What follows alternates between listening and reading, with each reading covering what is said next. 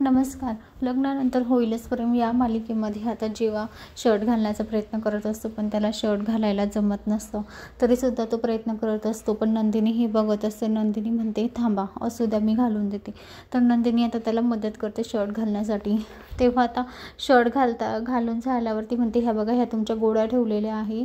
ती कपाटाजवळ जाते आणि कपाटाजवळ तिला आता परत के नावाचं एका बुकवर हे के नावाचं अक्षर दिसतं आणि ती म्हणते परत के के नाव कोणाचं असेल. तेव्हा ती जीवाकडे जाते आणि म्हणते, अहो, मला तुम्हाला एक विचारू का, मला एका प्रश्नाचे उत्तर देतात का.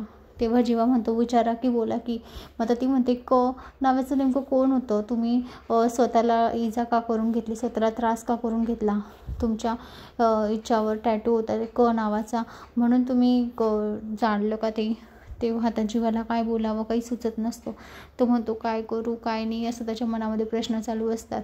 तर आता इकडे नंदिनी गोड बोलून बोलून आता जीवाकडून सगळं वदवून घेत असते की कसं झालं, काय झालं आणि काव्य तुमच्यासोबत काय करत होती. आता हे विचारल्यावर जीवाला मोठा प्रश्न पडतो, काय उत्तर द्यावं. तर मंडळी, आता नंदिनी गोड बोलून बोलून आता जीवाकडून सगळं वदवून घेत असते.